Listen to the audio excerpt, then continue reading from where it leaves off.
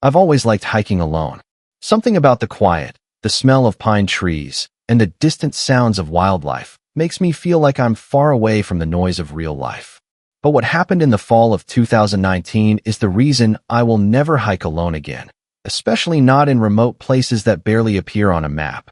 It was early October, the forest already cold enough that my breath came out in white clouds. I was following a lesser-known trail deep inside the northern Cascades. I had taken that path before, but only once, and I remembered it being peaceful, untouched, almost too empty. This time, the forest felt different. Heavier. Still, like the entire place was waiting for something. About an hour in, I realized the trail markers were almost gone, scratched off trees, or knocked over. The deeper I went, the more warped the woods looked. Trees leaned in strange angles, roots twisted above ground, like something had pulled the dirt away from them. I should have turned back. I know that now. Around mid-afternoon, fog started to roll in, thick, cold, and fast. I checked my GPS, but the signal was dead. I kept moving forward, hoping the trail would reconnect. Instead, I found something that should not have been there. A cabin. It was small, wooden, and looked like it had been abandoned for decades. The windows were boarded, and the roof sagged like it might collapse at any moment.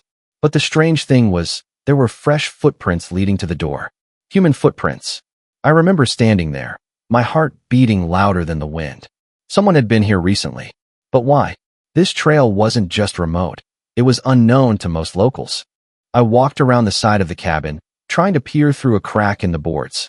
Inside, the place was dark, so dark it felt like the shadows were thick enough to move. The longer I looked, the more something felt wrong. It wasn't empty. I could feel that. Suddenly, I heard the door creak behind me. I spun around. The door, which had been closed before, was now slightly open.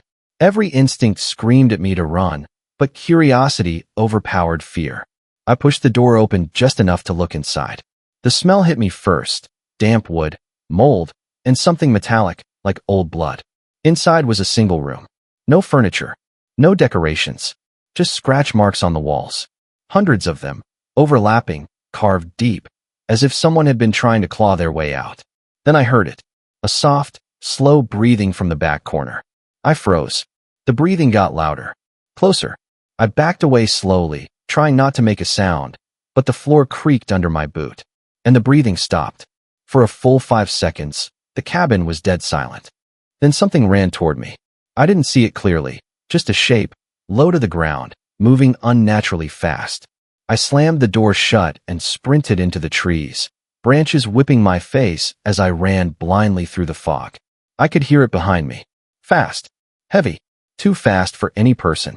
When my legs finally gave out, I crashed behind a fallen log and stayed there, shaking, listening.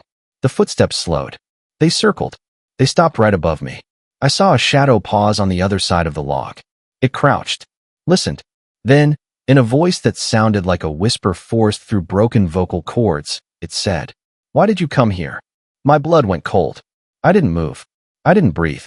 After several agonizing seconds, it walked away, its steps unnaturally uneven, like it wasn't used to moving on 2 legs. I stayed hidden until the sun started setting, then forced myself to move, praying I was heading in the right direction. Somehow, after hours of stumbling through the woods, I found the main trail and finally my car. I didn't report it. I don't think anyone would have believed me. But sometimes, late at night, I still hear that voice in my head.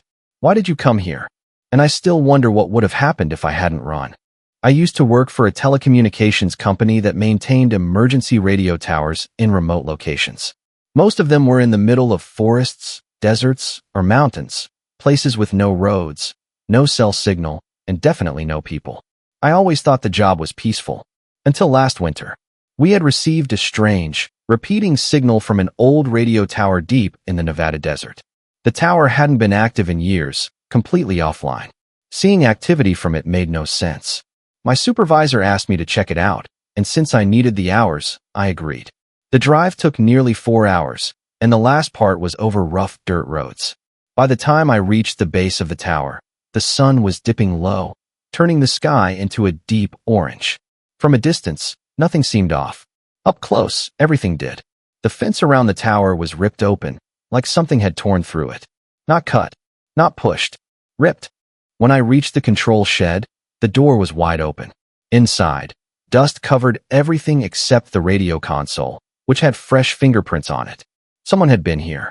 I started checking the equipment, trying to identify the source of the signal. But every time I played the recording back, it sounded like distorted breathing, and something like a whisper underneath it. At first I thought it was interference.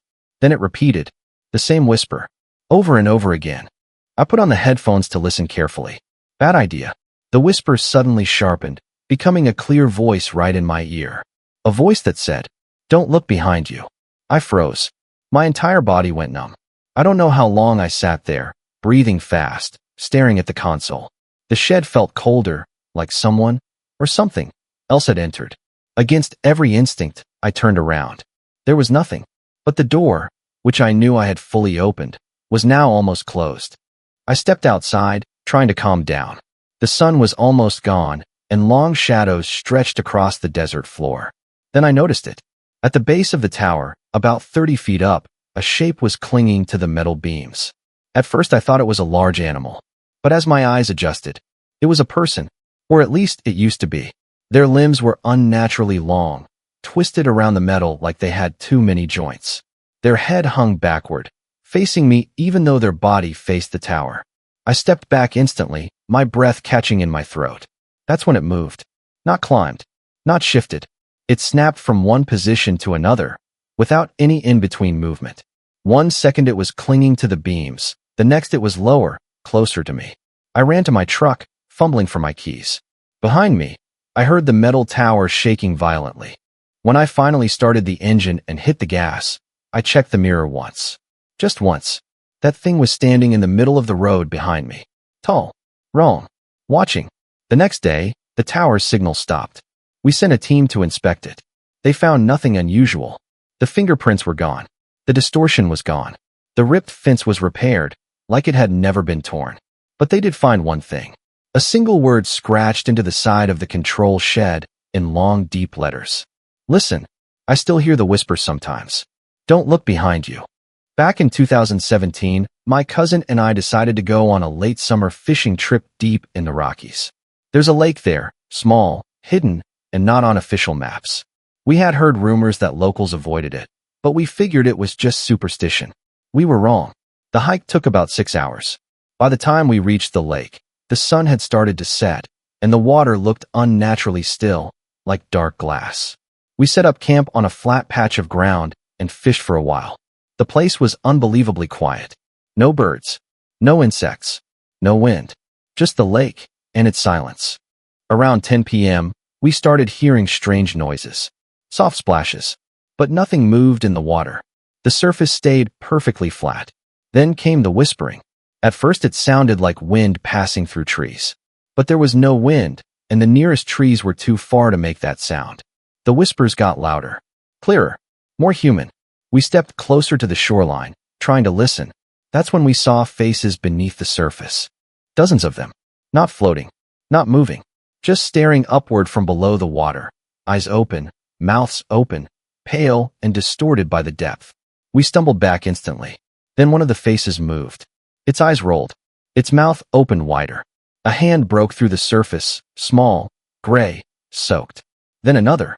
Then dozens more. As if something beneath the lake had awakened all at once.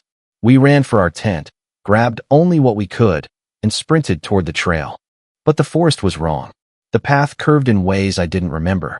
The trees seemed closer together. And the whispers followed us. At some point, the whispers became voices. Clear, almost pleading voices. Come back. Stay. Don't leave us. We didn't stop running. Not once. When we finally reached the main trail, exhausted and shaking, everything suddenly went quiet. No whispers. No sounds. Nothing. We didn't talk the entire drive home. The next morning, my cousin called me. His voice was shaking. He had found water all over his bedroom floor. Not just a puddle. A trail, leading from his open window to his bed. That night, I heard dripping in my own room. When I checked, there was a wet footprint on the carpet, small, pale, and cold to the touch. We have never gone back to that lake, and the locals still refuse to talk about it.